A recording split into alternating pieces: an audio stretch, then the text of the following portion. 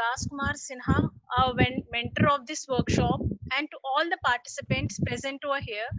It's my great pleasure to welcome you all once again in this workshop, Optimum Approaches Towards IoT System Design. Today being the last day of this workshop, and it has been a great journey till now in comprehending the basics and architecture of this technology, which has enabled us to open our vision towards the practical implementation of it too. Without making you all wait for more, I request Mr. Vikas to open his box of worthy experiences and share it with all our participants of the day who are anxiously waiting to see what is coming out from this box today. Vikas sir, kindly start the session now. Thank you, Sarkavan ma'am, for coordination and whatever effort you guys have done for past 3 days. It really is for beneficial of the students. So basically, in today's session, we are going to talk about two things. So my earlier plan was just one thing to focus on one thing, but on request of Sarita Mahan ma'am, I have also included the career part in it. So today we are going to talk about how IoT has come so far and what is next in IoT. And then we'll talk about the career opportunities that you may explore in IoT sphere. And I will also talk about few things that may help you to gain some more skills and to venture into this field.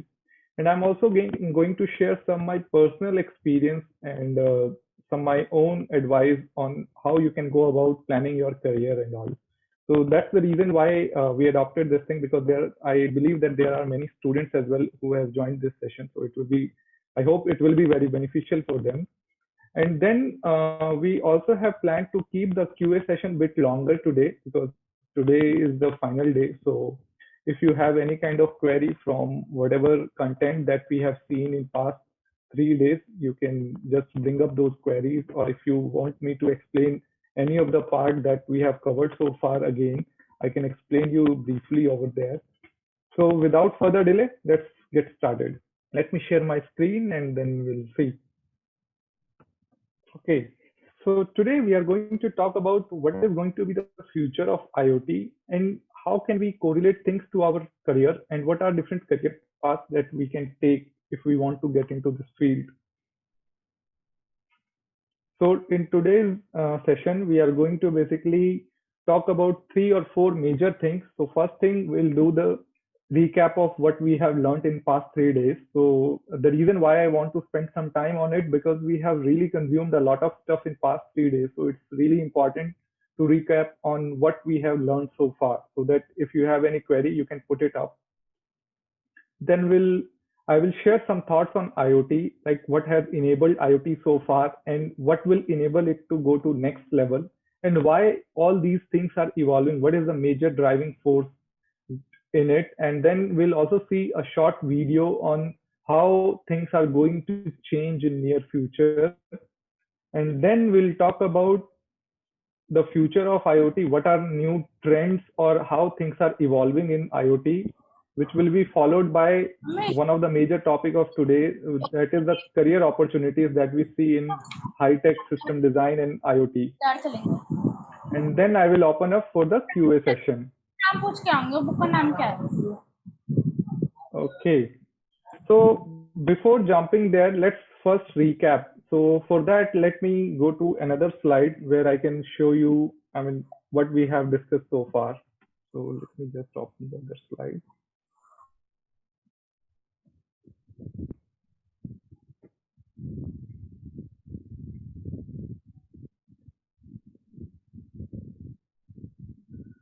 So on day one, we basically spoke about the basics of IoT, how IoT changed from, how internet changed from internet of people to internet of things. Then we spoke about the real definition of IoT. And then we spoke about some of the terms which are interrelated to IoT and sometimes also overlap and gets confused with IoT. And then we also spoke about why shall we care about IoT with some examples. And on the second part of day one, we spoke about product design. First, we spoke about why product design or the knowledge of product design is essential. Then we spoke about the product life cycle, followed by the product development life cycle. Then we spoke about the golden principles of system design. So The reason why I'm showing these slides again, so that you also get a visual capture, and with another sense, that is our visual sense, you will get a refresher. So we spoke about how internet primarily was a thing of people, where people used to interact using the internet. And then in order to get a better life, a better experience, people thought of connecting their devices on internet. So more and more devices started coming up on internet, and they started interacting with each other.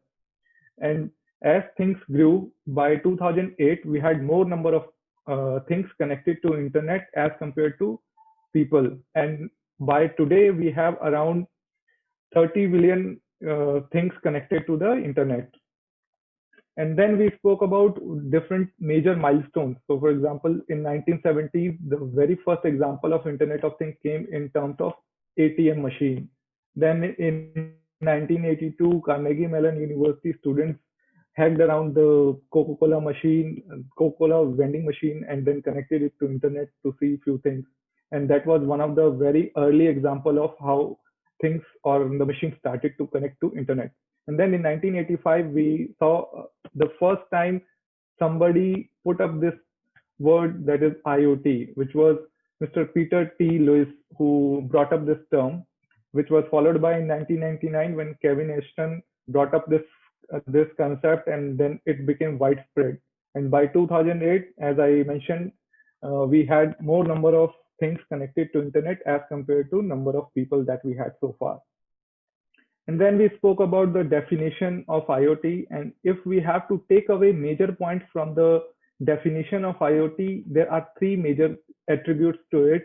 One thing, that it is about connecting anything and everything to internet. And why we are going to connect it? Because we will have the capability to get the data and exchange of the data. And what that data does, it basically enables us to apply some sophisticated algorithms that will really going to solve some real life problem like AI or machine learning. And the most important characteristic of an IoT system is that it should have almost no human intervention or minimal human intervention. So it should be automated. This was the definition which was given by Mr. Peter T. Lewis, who spoke about integration of people, processes, and the technologies which will drive the IoT and which will become the future. And then we spoke about three terms: cyber physical systems, wireless sensor networks, and embedded systems. And we saw how cyber physical system, wireless sensor network, and embedded system can be utilized in an IoT system. So an IoT system can be a CPS or WSN or embedded system, but not the vice versa, because these three closely related terms may not necessarily be connected to internet or may not necessarily be connected to each other.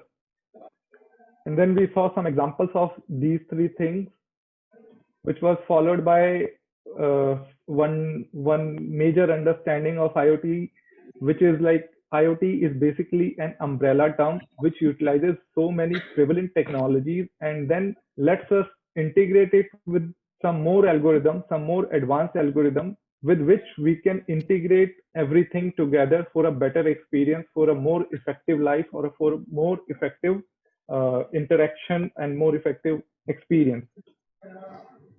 Then we saw the trend, like in 2015 we had almost 15 billion devices, and in 2020 we had almost 30 billion devices, which is going to be, the current prediction is that in next 5 years it will grow to 75 billion devices.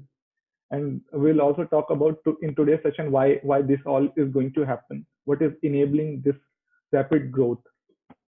And then we spoke about one application, one or two application. One application was the Trace Together app, which is something similar to in India, that is Arogya Setu app. And we spoke about how a simple application which looks like a mobile application is essentially an IoT application in its heart. And then we also spoke about some preventive healthcare kind of measures which an IoT system can enable. And we spoke about one example where we can save somebody's life who may be suffering a stroke by having lots of devices connected to himself, like his bracelet, smart bracelet, and some other devices in the house which are interacting with each other. And in case of any alarming vital signs which are collected by the smart band, that smart band will communicate with your phone or some other devices, which in the background will trigger an event of call to the ambulance, which will come in time to the person's house, and then they can take him or her to the hospital. So this was one of the example where IoT can really save lives. So there are many examples, there are many applications we can think of, because technology is there. We have to make use of technology. For sure, there are few challenges in technology that we have to address, but the bottom line is technology is available. It's all about what we can think of, and then we can just develop new things. We can develop new technologies even. And then after that, we spoke about how a product comes from an ideation phase, from an idea to real market product. And the reason which I mentioned is that knowing technology alone is not sufficient. Knowing different minor or different things that goes in the process of product design is also important. And you might have got a glimpse of that in yesterday's session when I mentioned to you how the smart air conditioner is seen by a user, and how smart air conditioner, the same specifications, are seen by an engineer or a designer who is going to design that system. So they have to take into account lots of considerations. So we spoke about those considerations. So we spoke about product life cycle, how is it comes from ideation phase to the development phase, and how it is introduced in the market, and when the market sales drop, how we tackle that to go to the next level of product, how we envision the next version or the next roadmap of the product. Then we spoke about three major stages in a product development life cycle, from a lab prototype to an engineering prototype to an end product prototype. And we spoke about what things we implement in all these three phases and what new additions we do. For example, in lab prototype, we only think about proof of concept. In engineering prototype, we implement almost everything that is going to be as close as possible to our end product. And in ready to manufacture prototype, we also add in certifications and end qualification kind of things, so that it can be produced in mass market.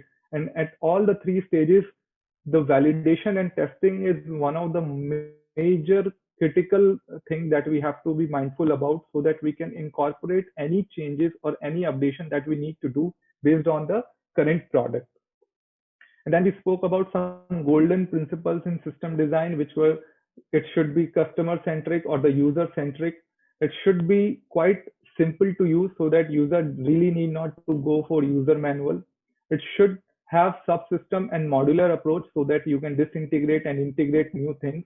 It should be easily iteratable, so that when you have to make some changes based on the testing results or based on the validation results, then you can easily iterate it for this version as well as for the next version. Then we spoke about scalability. That means when your product is going to come into market, if there is a need of scaling it to more number of devices or more number of things, then you can scale it. There shouldn't be any bottleneck in scalability. Even you have to take care of your manufacturing facilities, that if tomorrow your product becomes a hit and your product is in demand, then you should have bandwidth and you should have capabilities of manufacturing more number of things. Similarly, your system should be robust, that it should work, at least the basic features should always work. And if you can recall what we learned yesterday, so everything was in line in what I am right now recollecting for you guys. And it should be future upgradable, and it should be able to come to the market within the time frame. It shouldn't be like you are developing it and just keep on developing by the time the entire market is captured by your competitor. So these are some of the major things that goes in the product design. So on day one, we spoke about the foundation or the fundamentals of IoT, which always is going to remain same. And then how a product is designed or the product is taken from idea to market. Then on day two, we spoke about the IoT architecture and ecosystem. And in architecture, we spoke about three-layered, the majorly known three-layered architecture, where we have nodes at the perception layer, where you collect the physical data and physical attributes. Then you pass it to the network layer, which is basically nothing but a gateway or the router, which is sitting between the device and the cloud. And the third layer is the cloud or the server where you are running your cloud application or where you are running some other applications that needs heavy computation, and you take care of those in cloud.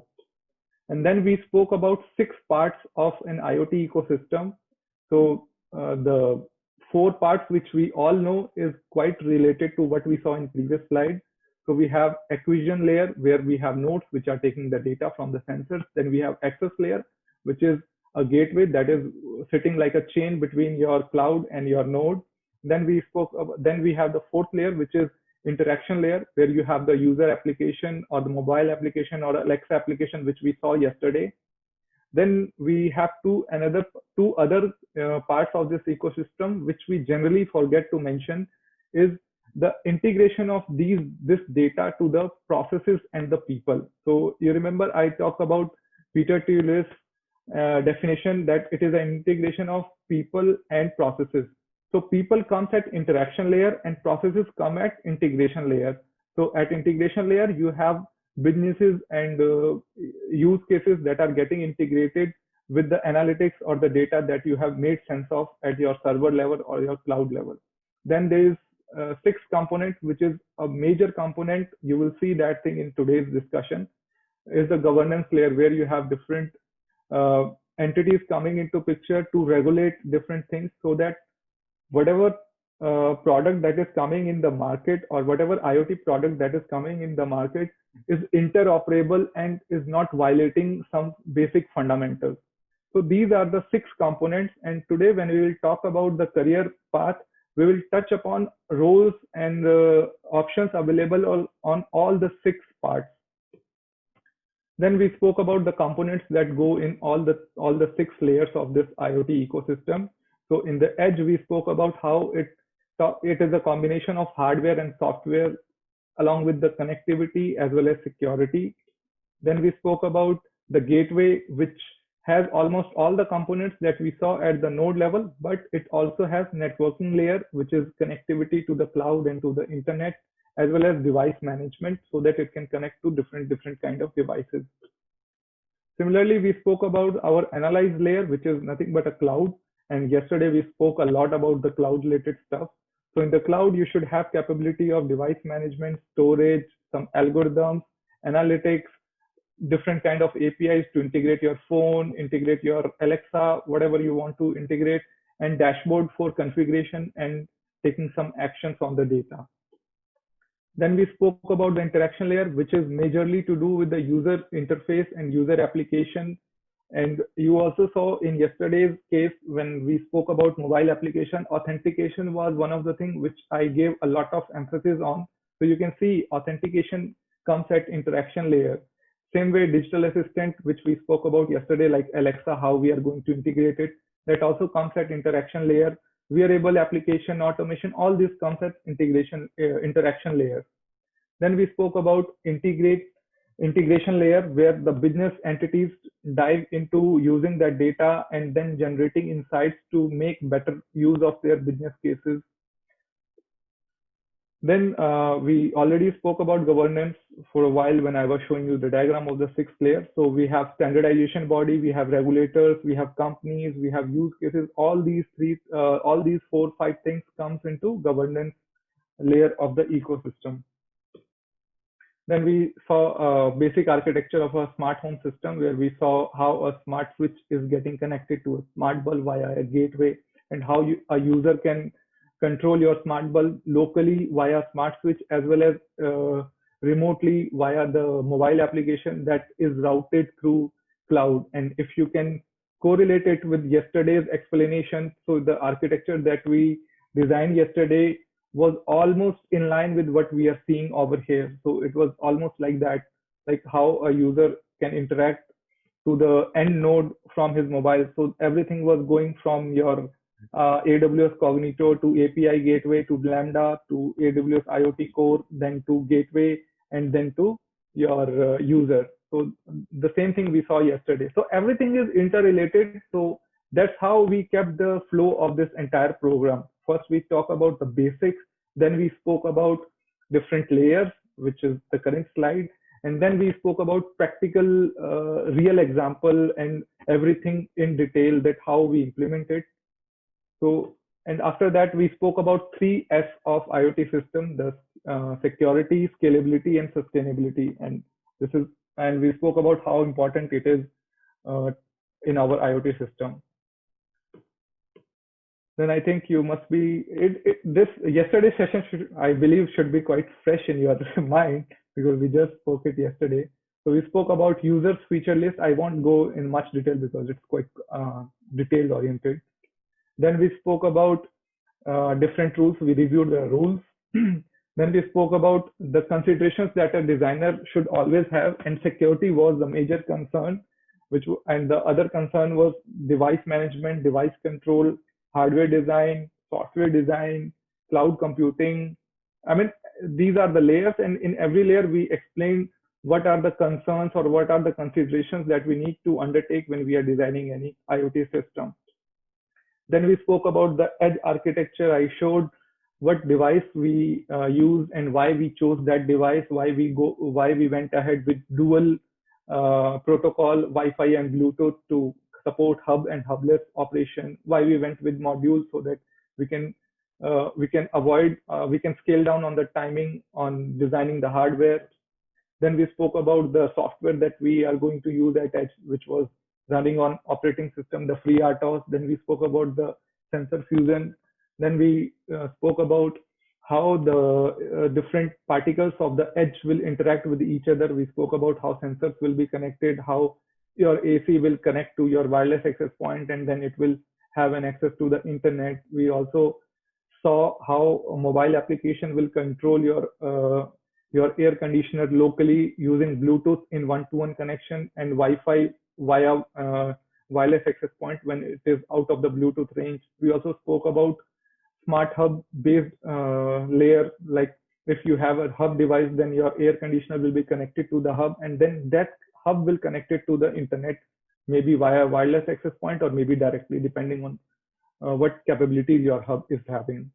Then we spoke about AWS related IoT architecture and AWS offerings for IoT as well as cloud platform. So we spoke about how RTOS is used at the edge device, and then how it is connected to the cloud, how your AWS IoT Core, device management, device defender, analytics, then QuickSight and all these applications interact. We actually spoke about these things very much in detail when we spoke about that detailed architecture and how your cloud is connected to the application and how your application interact with the end device via cloud.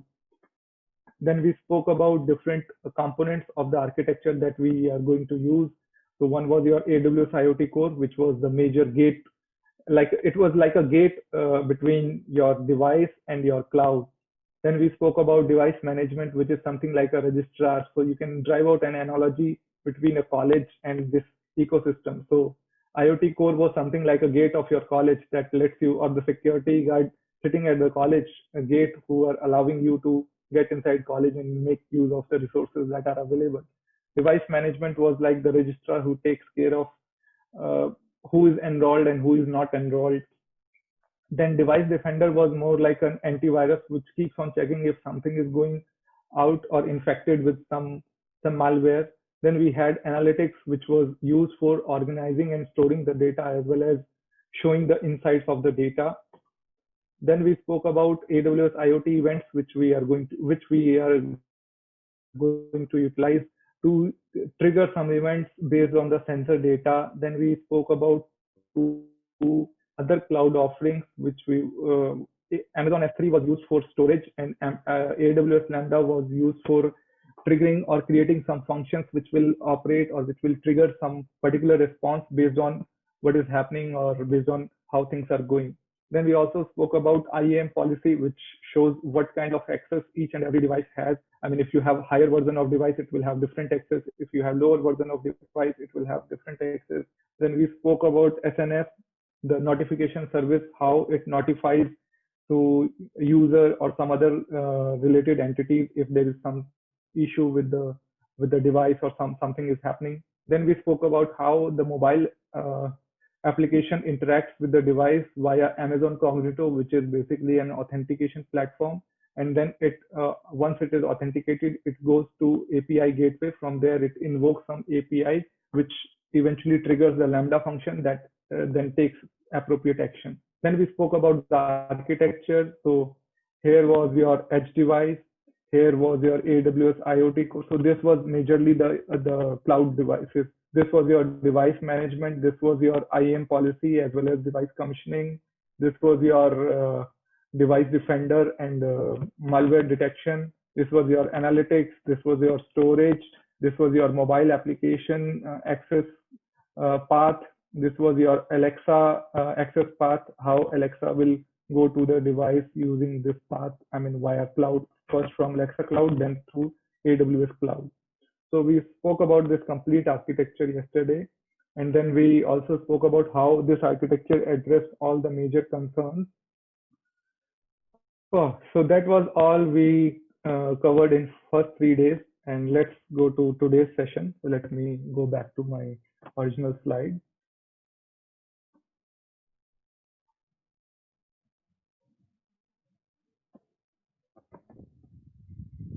Okay, so today we are going to talk about some nitty gritty about IoT.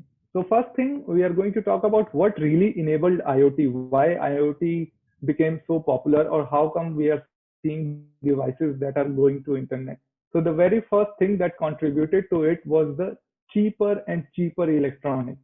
Now electronics is not that costly as it used to be last year, 5 years ago, 10 years ago. I can still recall when I was in college. At that time, we didn't have Arduino, we didn't have Raspberry, we didn't have all these things. For us, building those kind of applications which students nowadays are building used to be a big challenge because things were costly at that time. Then the second major thing is the penetration of internet, and you can see the symbol of Geo.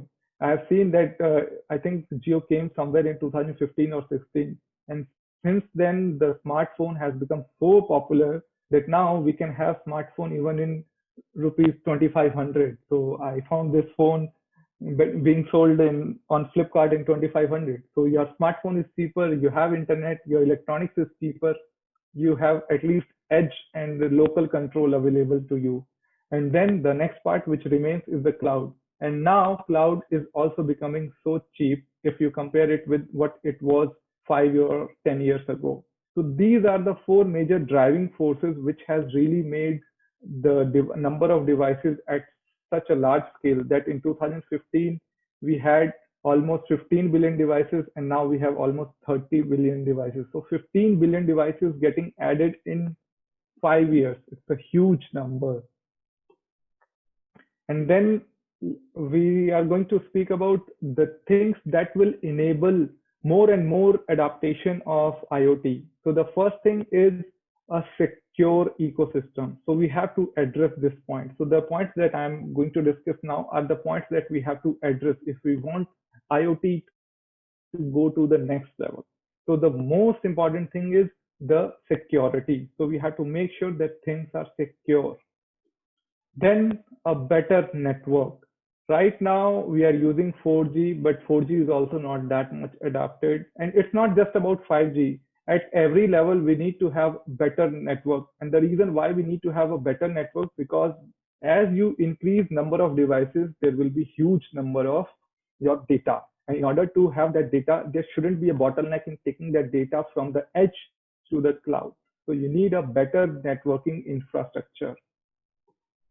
Then the next thing is the further advancement in the sophisticated analytics tool, be it machine learning, be it AI, be it any other algorithm. So as there will be further advancement in that technology, the IoT adaptation will be even faster.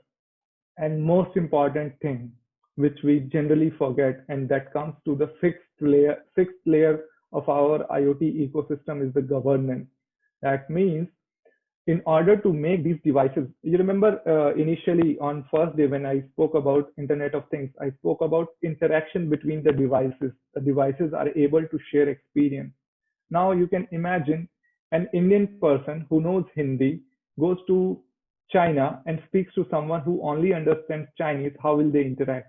So they have to have a common language. Same thing we need here in IoT as well. We need some standards. We need common language. We need common route to common thing to interact, and that thing is going to be taken care by standardization body. So we need to have universally adopted standards in order to see the next advancement in IoT. Now the question arises, why IoT is bound to grow? So the answer is because we all want to have a better experience. We all want to have better experience in everything. And we'll see it in next slide when I will play a video. Before that, I think I need to share something. Just a moment. Give me a moment.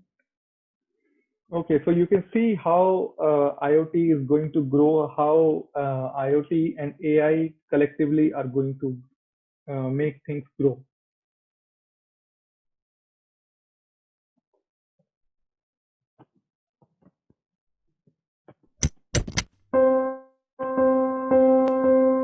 I hope sound is there.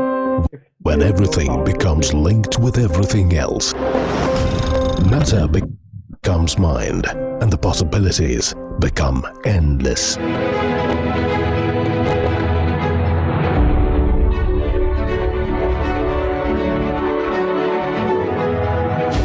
Imagine 50 billion IoT connected devices by 2020.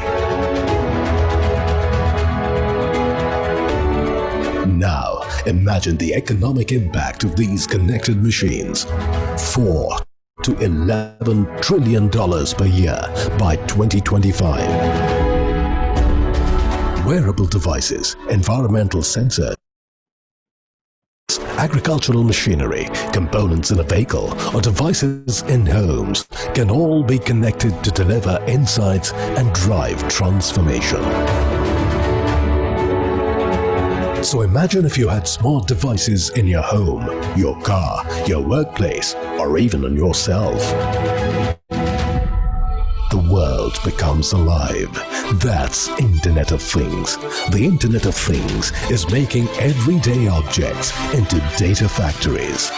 When Internet of Things, along with big data, meets artificial intelligence, this interface will become enlivened with intelligence, and a new world will take birth, which will increasingly talk back to us.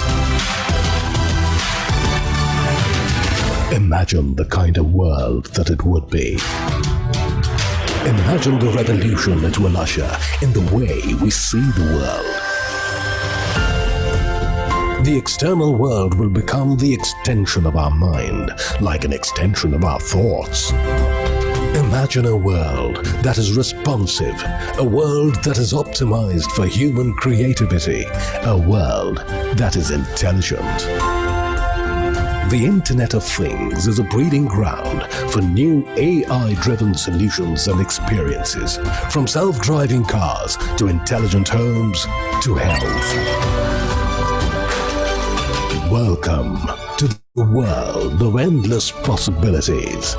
Welcome.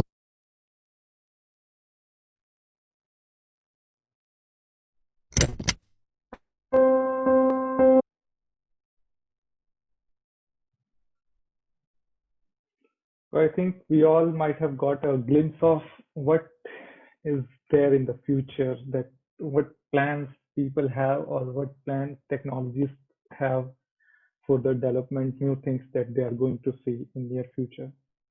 But let's speak a little bit about how things are going to evolve. So actually, if I tell you frankly, right now, IoT is not in its very early stage. It's almost, it's out of its infancy stage. It was in infancy stage back in 2010 or 2012, and it is going to grow like a human body grows. And when it grows, following are the things that we are really going to see. The very first thing is IoT is going to be industry specific. So now earlier you might have just known IoT or IIoT, but now there are so many terms like IOMT, Internet of Medical Technology, Internet of industrial technology, Internet of automotive technology, Internet of agriculture technology, Internet of retail management technology, and etc. etc. So now we are going to see not just smart home related stuff, we are going to see its adaptation in almost everywhere. However, you always need to keep in mind the four enablers that I mentioned in my previous slide. Right? We need to have better network, we need to have better cloud computing, we need to have better sophisticated algorithms, we need to have better standardization. All these things are going to enable, and we have to make sure that these things come. Next thing that we are going to see, and which is already really keeping pace, is the edge devices based computing. So now, in order to tackle the bottlenecks at networking layer, what we are doing, we are bringing in computation at edge device itself. So we are trying to run as many algorithm or customized algorithm at edge itself, so that the data that we have to transfer is already compressed or compact. And one enabler in that field is the cheaper computation. Now the chips, especially the computation chip like MCU or MPUs, are getting new features but at a lower cost. So that is enabling us to have better things at edge devices. So now at edge we are having AI and machine learning algorithms already getting implemented. Then we are going to see merging of different technologies. For example, blockchain. I'm not sure whether everybody is aware of blockchain or not, but blockchain is something that is going to be a very important thing, especially in money transaction. Nowadays, we still do it via a third party, but blockchain will enable person to person kind of money transfer or yeah, money transfer kind of thing. And then the next big term that we are going to hear now is Internet of Everything, where people, processes, data, and things, everything is going to be connected. Just one thing I would like to emphasize over here, which I already put up a few minutes back, that we always need to make sure that we understand the very basic foundation of Internet of Things, which we discussed on day one. And if you recall what Mr. Peter T. Lewis spoke 30 or 35 years ago about IoT, that it is an integration of people, processes, and technologies with the devices that are connectable as well as connected to internet and have some computing. The same thing you are seeing in IoE. Basically, IoE was actually coined by Cisco in 2015. So you can correlate that foundation remains same. So whatever we are going to build is going to be at foundation level, and we have to make sure that our foundation and fundamentals are going to be strong and going to be very clear. So eventually, everything is all about application. So I also spoke about this thing few minutes back, that technology is there. Don't worry about technology. Technology is there and technology will grow. Think about application. Think about how are you going to make a change in the society or in the life by leveraging those technologies. Think about application.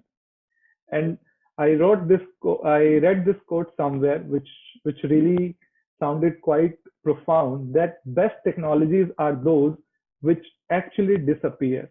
From disappear, what I mean, that it gets so much embedded in our life that we don't even realize what technology is going in the background when we are using that thing. For example, when transistor was developed, at that time it was a big deal. Now we are having chips which have trillions of transistors in it, and we don't really care. I mean, when you are using a microcontroller, you don't really care how many transistors are there. You only care about the functionalities that that chip is going to give to you. That doesn't mean that transistor was a very basic or very simple technology or very simple invention. It was one of the major invention that has happened till date, which has enabled everything that we are seeing right now. So we never know what is going to happen tomorrow. Always think about application. Technology will grow for you. Don't worry about that. Okay, so that brought us to almost end of the technology related stuff that we have to speak and that we have to really get into. So now let me touch upon the career opportunities related part, which I think many of the students who are attending this webinar or this workshop will be interested into. So when we have to talk about opportunities, we have to always correlate it with the ecosystem, because eventually when you are working in IoT, you are a part of ecosystem. So you have to understand the ecosystem, because opportunities lies at everywhere. So at every layer of the layer, at every layer of this uh, ecosystem, you will have opportunities. So let me share different opportunities, and let me give some insights about it. So the first thing is the edge layer, where your gateway or your access as well as your acquisition layer lies. So at edge computing, there is a huge number of opportunities. For example, electronics and embedded systems are always going to be in demand if there is an IoT related technology or IoT related use case. We need hardware engineers who knows circuit design, who knows mixed signal circuit design, who knows RF circuit design, all these kind of things, because without hardware, nothing is going to work. Then we need firmware developers who knows how to run a bare metal application, how to run an OS based application, all these kind of things. And you can correlate all these things from past 3 days learnings that we had. Then we need people who know software, who knows how to develop software libraries to make use of firmware, make use of other applications that can be developed on your system or on your chip. And then we need people on applications layer at edge. And the guys who are application engineer are basically someone who knows about all the three things: the hardware, the firmware, the software. So this is one of the portion where there is huge number of opportunities.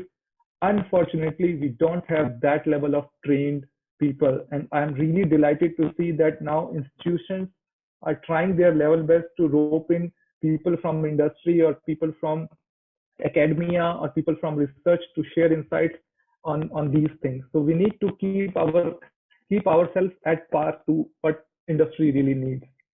And then at edge level, we also need people from from IT and network technology side, because if you don't have a proper network, what will you do? I mean, you will have a smart system, you will have an embedded system, but how are you going to take it to the internet?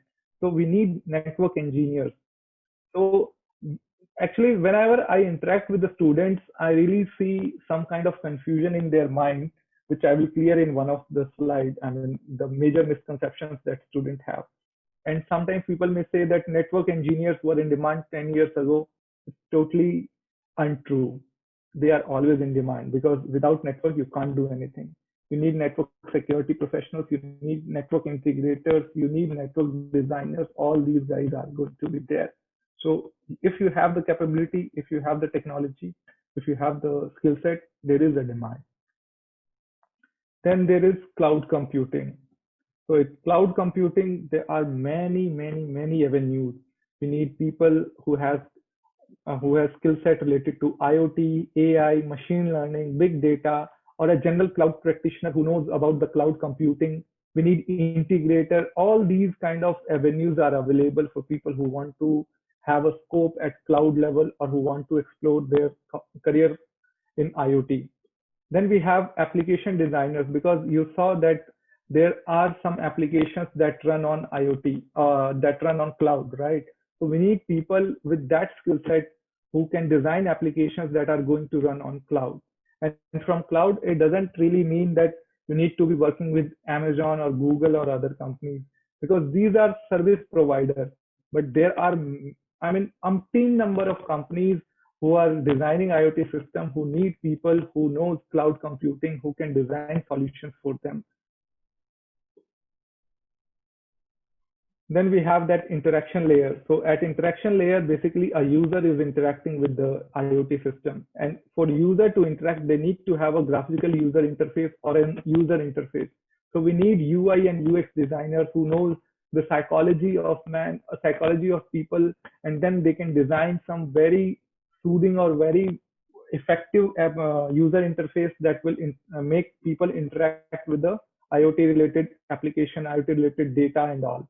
And we also need, because user interface runs on web or mobile application or desktop application, so we need engineers, we need technologists who knows about these kind of application design.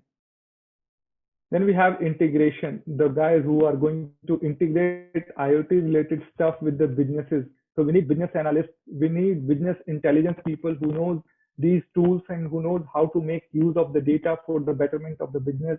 We need system integrators who can integrate a business use case to a proper available IoT offering. We need big data analytics kind of people, those who know data science, who knows how to make use of data to solve some kind of real life or real business case. Then we need, even at the governance level, there is an opportunity for career. We need regulation experts who knows about different certifications, nitty gritty of certification like IEEE, IEC, UL, all these kinds of certifications. We also need attorneys, the people who knows the legalities of the things. For example, if a company has to, uh, uh, if you can recall, the last phase of the product development deals with the certification. Now, who will have a very good understanding of the certification? The person who knows the regulation. So we even know need engineers or the people who have understanding of different certifications, different litigations, who can make and who can contribute when a product is really going to be introduced in the market. So if you correlate everything, the IoT architecture, the IoT layer, the product development cycle, product life cycle, you have use case everywhere. You need engineers or technologists everywhere. You need people everywhere, and you need a skill set for that. So opportunities are umpteen. You just need to learn. And there are few more things that I will share in subsequent slides, which will clarify few things. And then on top of these IoT based applications or IoT based layer specific application or skill set or the career opportunities, there are few general opportunities which are always going to be there, like system architect, someone who knows hardware, someone who knows software, someone who knows edge, someone who knows cloud, someone who knows the user interaction, all the 6 layers. So those kind of people are always going to be there. They are generalists. They know everything, not in depth, but in breadth. And these kind of profiles are also there. Then you always need software engineers, because all the 6 layers, at all the 6 layers, or at least those first 5 or 4 layers, you need some product. Who is going to build that product? The computer science guys, the software engineers. You will always need security expert. As I mentioned, that security is one of the major challenge that we are going to see. And security experts are very much in demand because there are a lot of research going in this field. So we need security experts, and there is huge opportunity lies ahead for security guys. Then in order to, okay, we spoke about technology, we spoke about people who are going to build, but there will be some people who are going to manage this entire product. So you need project managers. You need product managers who are going to tell you what are we going to design in line with the market requirement. You need to have project managers who are going to guide you. How are we going to introduce the product in time to the market? So all these technology management kind of opportunities are also available. And if you connect it to IoT, everything is available in that field. Now, my 2 cents or my advice on careers. First thing, okay, so here I will tell about what I see when I interact with the freshers. Nowadays, I see freshers, they get some kind of misconception that, okay, I will do this small course and then I will get some job. I will do this small thing, I will do this project, then I will get some chance in industry. No, you don't really need to panic that much. You really need to keep your focus on fundamentals, because if you talk about the career opportunities which I mentioned in previous slides, the things which requires a specialist is never open for freshers, and there are very few fields which are requiring specialists initially. So initially we need generalists. We need people who knows their subject, who knows fundamentals of their engineering subject. And then we can, the reason why those kind of people are always going to be successful, because those people are very adaptable. We can really give them any kind of task and they can fit into any kind of role if they have very sound foundation, right? Second thing is, when you are starting your career, focus on fundamentals, as well as try to learn as many things as possible. Try to learn about IoT, try to learn about machine learning, try to learn about AI. The reason why you need to learn about all these things, because then only you will get a feeling, then only you will get an understanding of what different kind of opportunities are available, what different kind of applications can be built. If you just know one thing, if you just go and do one certification and then you go into job and you don't talk about or you don't think about rest of the things which are lying around you, you will not be able to see the bigger picture. So in order to see the bigger picture, you need to have sound fundamentals and you need to have some hands-on on different aspects. That's why I urge you guys to focus on the 6 layers or 6 parts of that ecosystem. If you know the ecosystem, then you will know what lies ahead, what roadblocks can be there, how will we solve those roadblocks, and those kind of people, those kind of engineers will be the next technology leader. And as I mentioned in the second point, that you should try out the foundation, you should try out lots of things. Then you will also get, after working in industry for a few years, you will get a feel of what really excites you. And then maybe you can fine tune yourself towards specialization in that field. And that's why I gave this thing the name of pyramid approach. If you see a pyramid always sits in one direction only. I mean, it has a wider base, then it keeps on growing, and the width reduces, whereas the height or the depth increases, right? So this is what approach you have to have, the bottom up approach. You have to have this pyramid approach in your career, then only you can grow and you can really thrive so well in your career. And another important thing, if you want to get an idea of what skills an IoT engineer should have, I have shared a link. Maybe when I'm going to share these slides in PDF format, you can open this link. Basically, this link will take you to one of the Australian universities. There are many universities that may have similar courses, but I just randomly found one. So there's an university, James Cook University. I don't know much about that university, although they have a bachelor's course specialization with majors on IoT. So maybe you can browse through their curriculum, uh, their their subjects, and then you can get a feel of what subjects you really need to master in order to get into IoT phase or IoT field. And I also kind of browse through their curriculum, and when I browse through all their subjects, that will really make you a very good generalist. You can really dive into any of the 4 layers of IoT architecture. So with that explanation, I will stop here, and things are done from my side, I think, and then we'll open the QA session.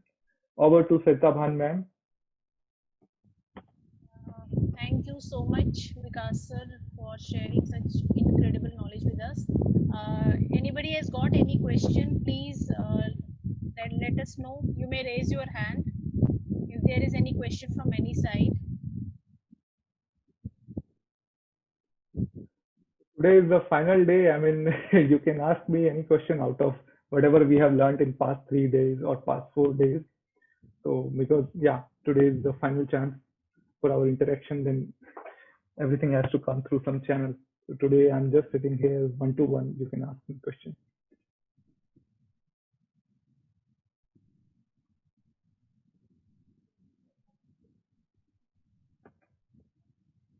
Meanwhile, I want to ask, okay, there is one question from Varun Jasuja. Is machine language and artificial intelligence compulsory for IoT? I guess it is the repetitive question. This question had come up, I guess, yesterday or day before yesterday from one more participant. Yes, Yeah, Vikas. yeah, yeah. It's not necessary, but it's good to have. Otherwise, I mean, what feature will you implement? Okay, I won't say that you need to have AI or machine learning exactly. You have to have any kind of algorithm that suits your application, because for your application, you are generating the data, and in order to address the thing that you are going to address by your application, you need to make some use of that data. Otherwise, that data is useless. So not necessarily machine learning or AI. That's why I always use the term sophisticated algorithm or just the algorithm. So you have to have some kind of code, some kind of algorithm to make sense of that data, not necessarily AI or machine learning. One question from my side, Vikas sir. Mhm. Like the big companies like ST Microelectronics, Silicon Labs, and so many are there. exactly do they look into a fresher when the fresher is trying to reach them, maybe either for the internship purpose or for some career avenue purpose? Are they simply looking for the fundamentals, or do they have some kind of curriculum with them that they would like the student to go through so as to crack their interview? Actually, okay, I think I should elaborate on this answer. This is a very important question that you had put forward. So, okay, I also interviews and all. Okay, don't take it from my company's perspective. Everything is my personal opinion. But any good interviewer, especially from an R&D person, they will always look for sound foundation. Let me share with you the real problem that we are facing right now in India. We have so many engineering colleges, so many students, and unfortunately, their foundation is not clear. And okay, let me give you another perspective. We all know Arduino board, right? Arduino board was designed for kids of 8th standard to 10th standard who don't know about programming, who don't know about microcontrollers. They can just build some application and then they can just run their application. Unfortunately, now our students are learning Arduino. They are creating applications on Arduino. I have no problem with that. But if you are an electronics engineer and when you are graduating at that time, you only know how to run Arduino, this is not going to work. Because if it's a mechanical engineer or a chemical engineer who is going to solve some problem using IoT, if that person is using Arduino board, perfectly fine because they are more focused on the application, not to make that hardware work for them, right? But for an electronics engineer, because I'm also an electronics engineer, so my answers will be more tuned towards electronics engineer and correct me or ask me some more clarification if you need. So for an electronics engineer, every company will expect them to have a strong foundation. For example, when I spoke about embedded systems, and initially you will be like an application engineer and you will be supposed to have an understanding of hardware, firmware, and software. I'm not saying that you need to have a mastery in all these fields, but you need to have a reasonable understanding. That's what any company, in my opinion, will be looking for. And that's where we have dearth of students. Right now, students are misguided, or I don't know what's the problem, but they just go for some certification. Even in some of the institutions, they only teach them how to make use of Raspberry Pi or how to make use of. I have seen so many institutions. I won't say name of any of the institutions, but yeah, it has been a money minting machine nowadays. So we all need to wake up. We all need to get back to the roots. We all need to understand the foundation. And that's what is going to build everything. If you have a clear foundation, you can build everything on your own. For example, when I was a student, when I entered industry, I was not that much aware of, new sophisticated things, right? But I had a reasonable foundation of basic things. So that worked for me. So that's how, we all, when we look for a new candidate, this is what we see. How is your foundation? Madam, you are not audible. Unmute yourself. One thing I would like to ask Vikas sir, to clear the foundations, do the students need to, go through the topics that are recommended in the curriculum? Suppose YMCA, we are affiliated to YMCA University, JC Bose YMCA University, and they have prescribed some syllabus for our students, right? Yeah. So, Yeah. by understanding the basics of the topics that have been mentioned in the curriculum, will that be sufficient, or by saying basics, or does it mean basics of those things as well which are not prescribed in the syllabus but they are trendy in the market? For example, IoT is not like we are pursuing, we are going to have admissions in our ECE branch. The IoT is not a recommended subject over there right now, right? But as we can see, after this workshop is over, we have got this idea very clear that the IoT is going to be the future, right? So, Yeah. So what if we can also have a little knowledge about the areas that are trendy and are going to sustain in the market for coming decade at least? And is it compulsory that we should provide our students the basic knowledge of those trendy technologies too? Okay, okay. I will share again. I mean, I will share few more things on. I will try to elaborate as much as possible. So, to me, how I perceive this thing, that first thing, before studying anything in this, not just curriculum, not just engineering, anything in your life, you first need to understand why. Why are you learning that thing?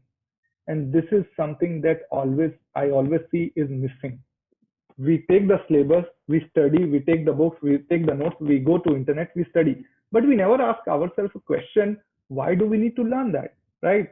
So when I mean, I'm trying to link it to your question. Like, you get some syllabus from university, or a student gets some syllabus.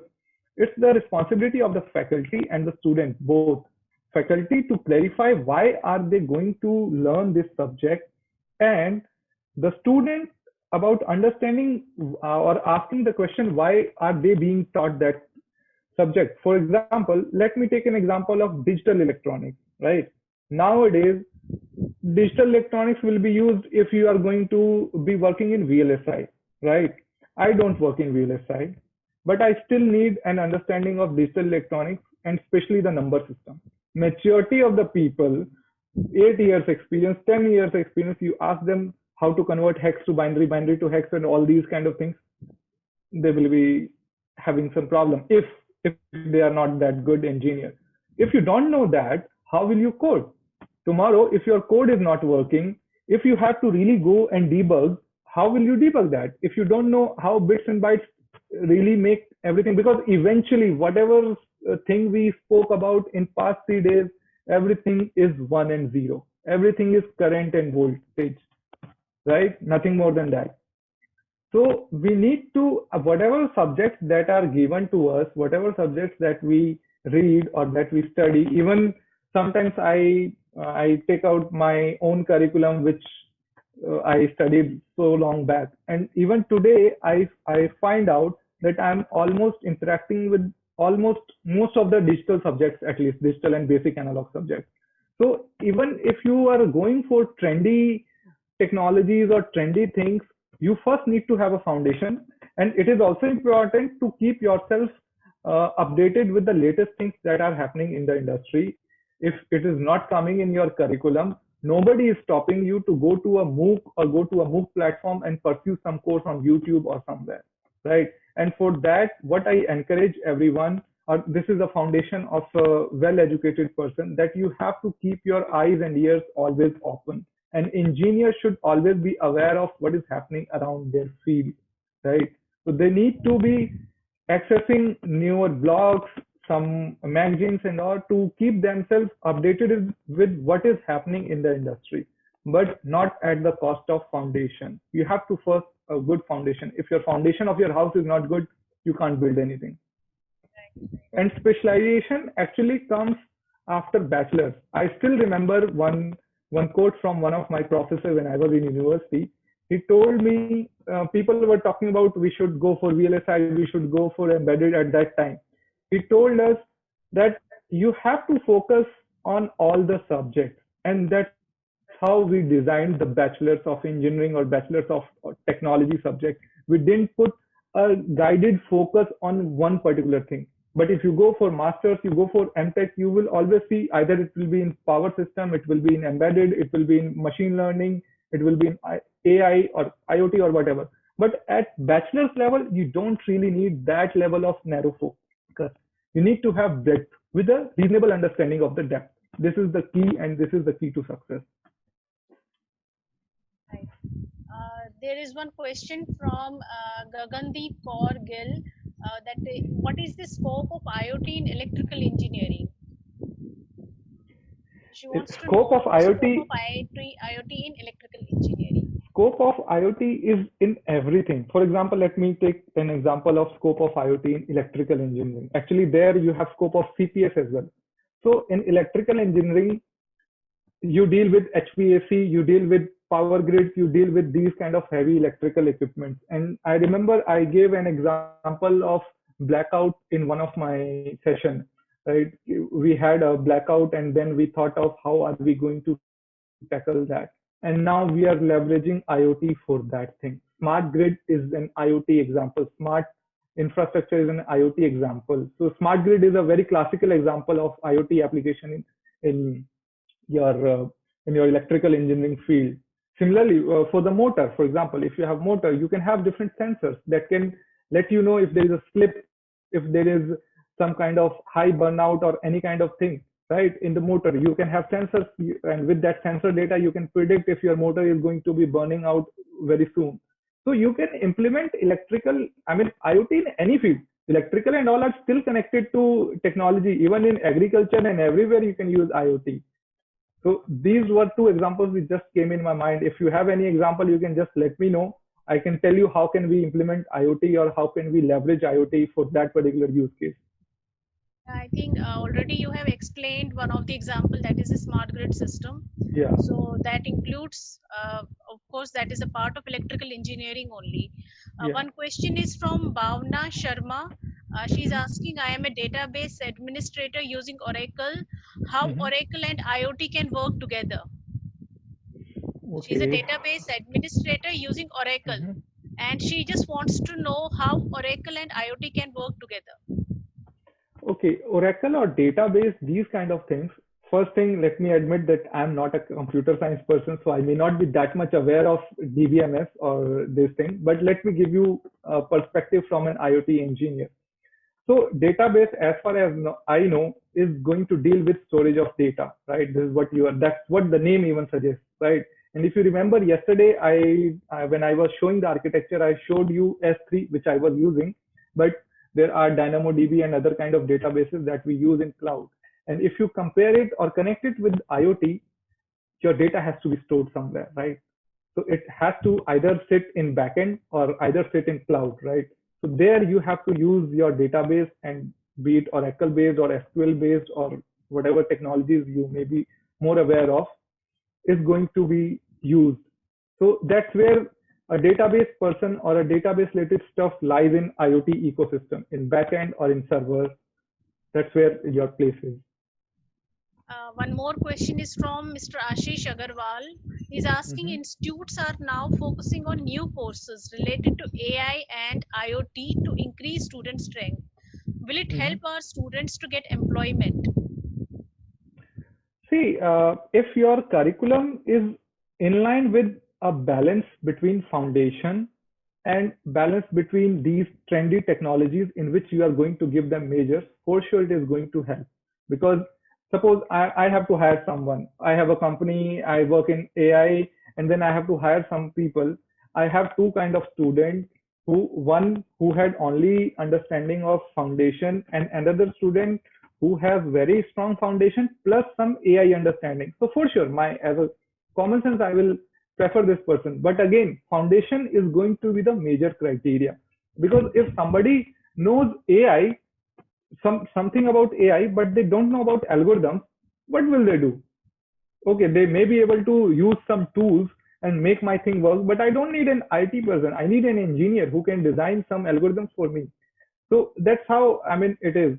If colleges are tweaking their syllabus to incorporate latest technologies and all, it is perfectly fine, and even it is good, but not at the cost of foundation. So you have to always make sure that foundation is there.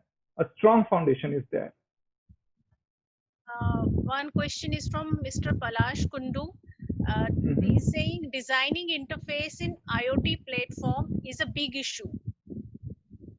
Designing interface in IoT platform is a big issue. Give some suggestions for designing interface that will be required after 3 to 4 years.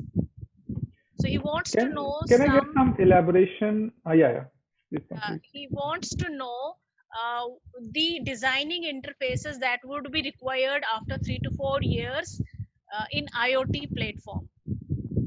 You had mentioned in Actually, a few of this mhm. some you had mentioned in some of the slides that about those interfaces that are required in IoT platform. So he just What wants to kind of know. interface they are referring to? Because there are many interfaces. Are they talking about edge? If edge, what kind of interface are they going to talk about? Is So it with the let sensor? let me You please unmute ask. Mr. Palash Kundu. Yeah, yeah, yeah, Yeah, and let him ask the question. yeah. That will Mr. be better. Palash Kundu.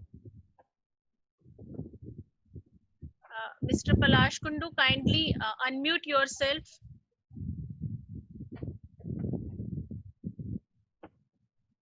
Mr. Palash Kundu, are you there? Yes, yes, Yes. edge computing is also okay.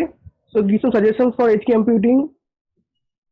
Yeah. So from interface, what kind of interface are you referring to? Can you give me an example of interface that you are trying to, get connected with so that, I can give a more required answer? Basically, we work in network layer, basically, right, in different networking technology.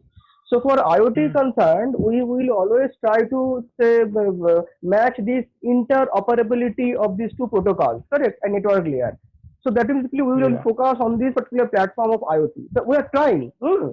So if you Hmm. suggest that which kind of interface or kind inter protocol, so interaction interface in between the two different kind of protocols, different platforms can be designed, that will be required or demanded in after 2 or 3 years, because investigation will take some time, correct? So Hmm. that should be Hmm. demanded after 2 or 3 years. So Hmm. that is I want to know this particular aspect. If you Okay. have. Okay. Yeah. Sure. Sure. So you spoke about networking layer. So first, let me clarify on this. So, okay, let me use my hand to show something. So say this is your gateway. Here is your edge. Here is your network, right? So this is the network layer. This is the connectivity layer, I would say. This we generally call connectivity layer, where your edge devices are connected, your nodes are connected. Now here you need interoperability, right? So that's why let me give you an example of how we are taking care of this thing. Okay, not many companies have these kind of devices right now, but if you go, I'm not sure, I have to check that whether our company has that published that thing or not. But there are many companies who are working in that area to have something called multi-protocol. So you will have, okay, so this connectivity layer, let me talk about wireless first. So at this connectivity layer, everything is at electrical level, everything is running over RF, right? And there will be one frequency. Let me give you an example. For example, Zigbee, Bluetooth, Wi-Fi, all these are working on 2.4 gigahertz. Then your WM bus, meters and more, not meters and more, WM bus, Z-Wave, these kind of things are working on sub gigahertz, that is 968 or 868 or 915, these kind of frequencies, right? So nowadays there are products in the market, or there will be products in the market which will have radios. So for example, there are few products which have two radios, even two radios, that one operate at 815 and one operate uh, at what we call it 2.4 gigahertz. And then in software, you basically implement a software library that can switch between different protocols. So based on the requirement, you have a configurable kind of setup, right? So based on your requirement, what your hub or what your wireless access point needs, basically it will come into picture when you have a hub, because then only, because generally wireless access points are Wi-Fi based. So hub are the thing where we see some kind of complexity, because some hub only supports Z-Wave, some hub only supports Zigbee, some hub only support BLE. So these kind of things happen over there. So you have a capability both in the hardware of that device as well as in the software library of that device, that you can fine tune your things to suit to hardware as well as the software requirement. So that's where the interfaces are working. So that's where the companies are working to create interoperability by providing multi-protocol kind of functionality in their devices at the edge level. And you will see a lot of advancement in this field in coming 2 or 3 years. I cannot share much data on this because lots of things are proprietary, so I cannot share much things on it. But this is what the trend is. I'm not sure whether I answered everything correctly. I mean, based on your question. So if you still have something unclear, you can ask me. Now, I would like Bhavna Sharma to ask her question. She has raised her hand. Mm-hmm. Miss Bhavna, are you there? Yes, ma'am. Yeah. Actually, sir, good evening, sir. Good evening, ma'am. Good And evening. Good evening. thanks for such a wonderful and informative session. I just wanted to know about the certification path of for this IoT. Mm-hmm. What's the Okay. certification path? Certification. Okay. So for IoT, actually, there is no as such certification for IoT per se, right? So there are certifications majorly at different layers, and certification mainly lies at the edge or the your gateway layer, because over there you are going to use some kind of networking kind of thing, because at cloud or at some other layer it's all about application only. So let's talk about the edge.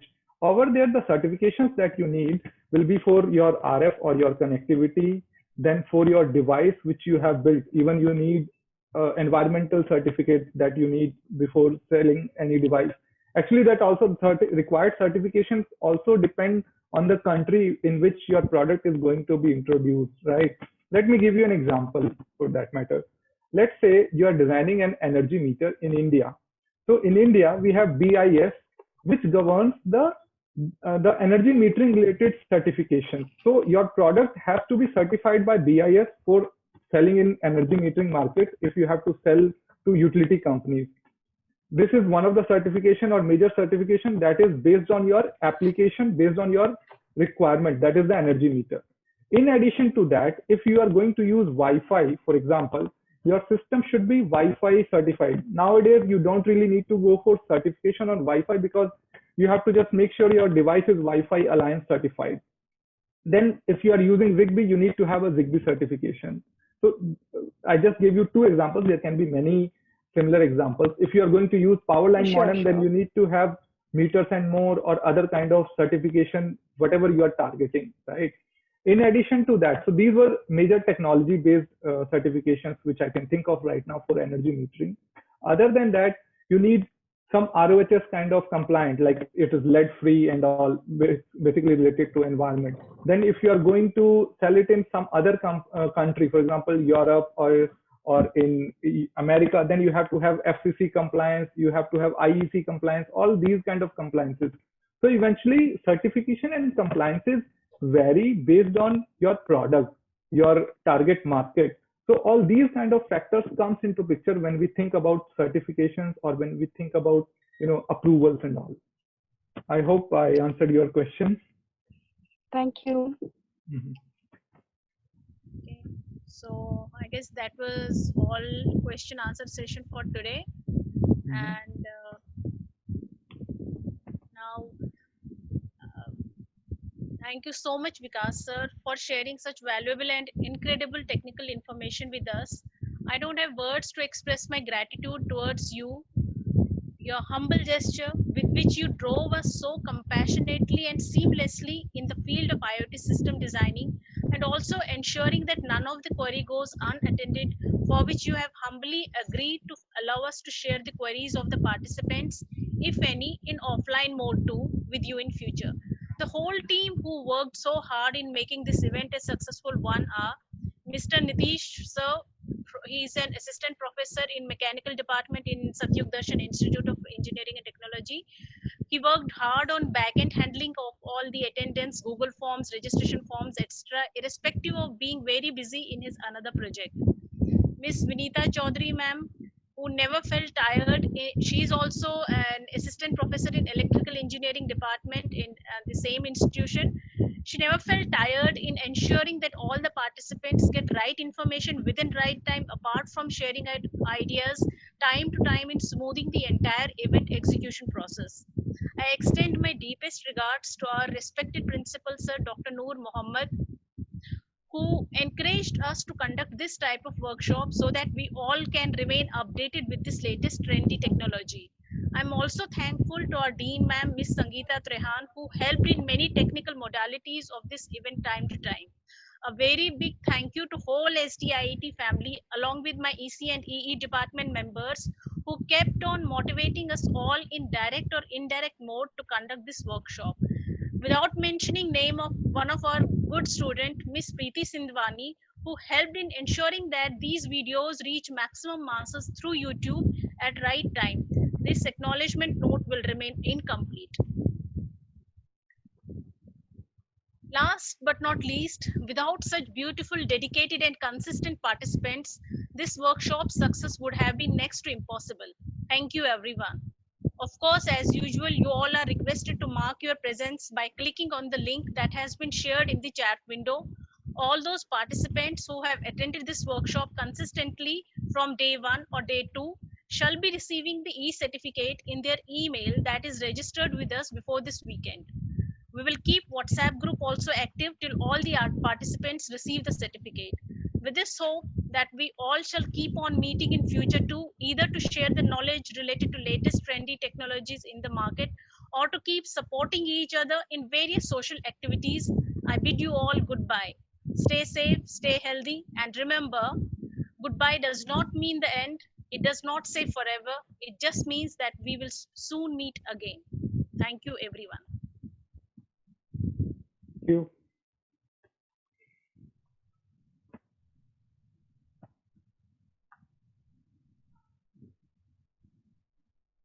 So we all may leave now. And we left with the group photographs. Oh, yeah. I hope we have 79 participants right now. Could you all please turn on your videos? Let us have one final photograph with everyone.